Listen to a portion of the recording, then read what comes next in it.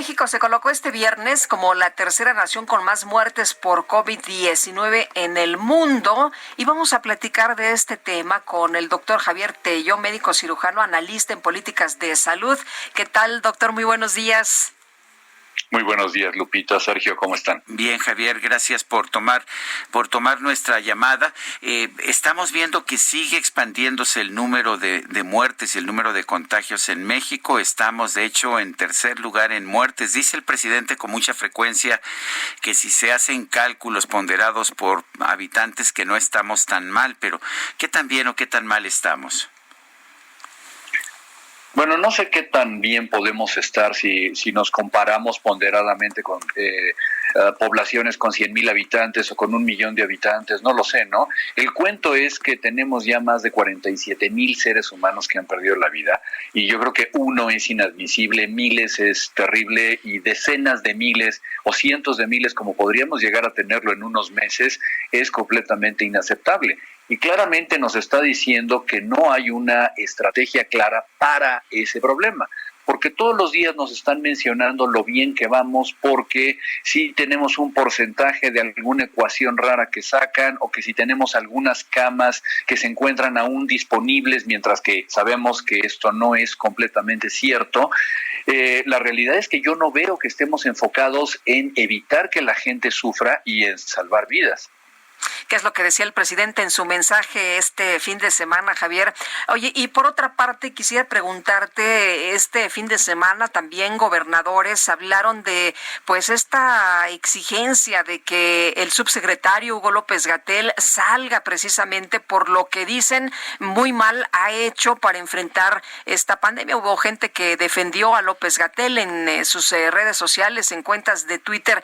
¿Debería de cambiarse la estrategia? ¿Debería de cambiarse al subsecretario o al secretario de salud? ¿Tú cómo ves las cosas? Bueno, básicamente el punto es que el subsecretario de Salud no debería de entrada de estar ahí. Él está llevando a cabo una función que le corresponde claramente al Consejo de Salubridad General, y esto es un mandato constitucional. Es decir, el Consejo de Salubridad General es quien debería estar sesionando, prácticamente debería haber declarado un estado de emergencia y estar en sesión permanente. Alguna persona técnica, algún vocero de ellos o su mismo secretario, el doctor José Ignacio Santos Preciado, son quienes deberían estarse haciendo cargo de esto. Y tiene además una ventaja adicional. Lo que mandata el Consejo de Salubridad General tiene aplicación nacional y federal y no puede ser retado. ¿Por qué? Porque ahí mismo participan los gobiernos estatales. Es decir, lo que ha faltado realmente es un liderazgo. ¿Por qué? No lo sé, el presidente tuvo una afinidad personal o quiso hacerlo de tal manera que tuviera una persona que fuera casi su vocero personal en ello. Y lo que hemos visto es que lamentablemente si el doctor López-Gatell comenzó como una persona con conocimiento técnico desde un inicio, cosa que por cierto yo aplaudí cuando vi que estaba él y no el presidente hablando de esto se vino abajo en pocas semanas cuando ya estábamos hablando sobre la calidad moral del presidente o que si no se tenía que utilizar el cubrebocas, y en este momento realmente ya ha perdido sentido que una persona sea un vocero y no tengamos realmente un consejo técnico que debe de manejar lo que es esto, una emergencia de salubridad nacional. ¿Qué deberíamos haber hecho? ¿Qué hicimos mal, Javier Tello? Bueno, yo creo que fundamentalmente lo que no se hizo y que no se sigue haciendo fue hacer detecciones, porque lo que se requería era hacer muchas detecciones de casos y de esos pruebas, casos, ¿no? Aislarlos. Detecciones. Exacto, son pruebas, es correcto. ¿Por qué? De alguna manera yo creo que quisieron ahorrar dinero en ello y vieron que el sentido fácil era buscar los resultados del análisis del modelo Centinela o algo por el estilo, ¿no?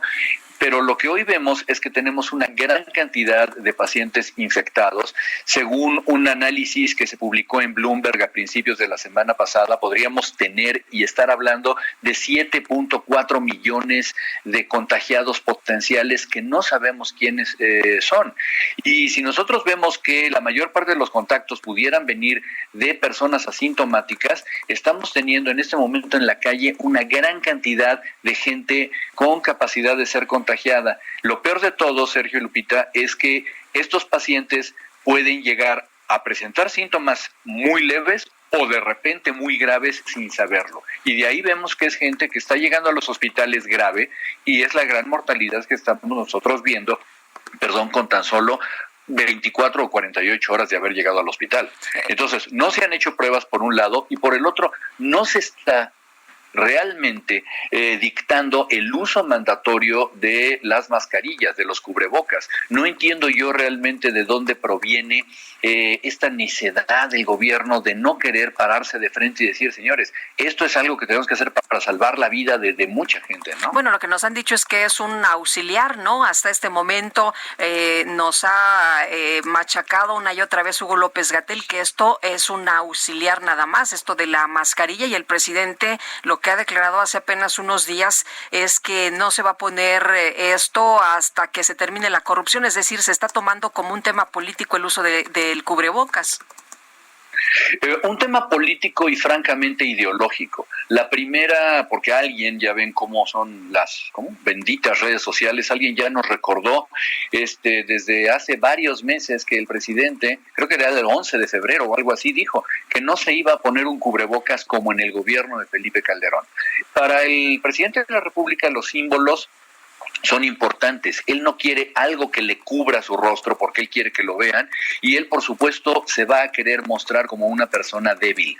Las personas que utilizan cubrebocas son las personas que son vulnerables, por lo tanto, él no quiere verse como débil, y él no lo van a ver así, y él no va a estar recomendando además algo que al final va a ser contradictorio de lo que primeramente dijo, ¿no? Entonces, yo creo que estamos viendo un acto de necedad política que francamente está empezando ya a tener unas consecuencias muy graves. Ahora, no tenemos balas de plata o no tenemos bala de plata y a lo mejor no tendremos una vacuna, es lo que ha dicho apenas hoy Tedros Adhanom. Doctor, ¿esto nos debería de preocupar o nos debería de ocupar o qué hacemos mientras? Debería hacernos las dos cosas, Lupita. Nos debería preocupar, primero que nada, porque no vamos nosotros a tener algo mágico. Ojo, vamos a ponernos muy optimistas. Vamos a suponer que los mejores estudios de fase 3 de los laboratorios que van avanzados nos dan un producto terminado y útil.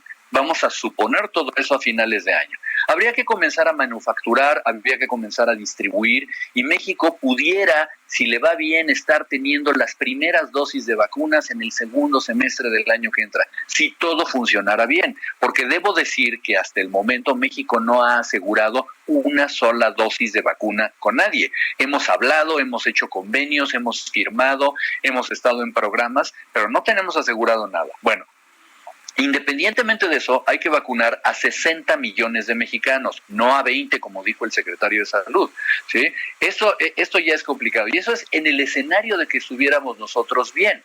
Ahora, si es, como dice el doctor Tedros, y que puede ser complicado el tener una vacuna, tenemos que ocuparnos en ver cómo vamos nosotros los próximos años como planeta y como país a vivir con medidas de cuidados generales, utilizando mascarillas, aprendiendo que vamos a tener semáforos rojos, naranjas y de colores. Es un nuevo cambio de vida y tenemos, yo creo, que mentalizarnos en ello, que vamos a tener que estar viviendo durante varios años. Doctor Javier Tello, gracias por tomar nuestra llamada. Sergio, Lupita, qué gusto haber estado con ustedes.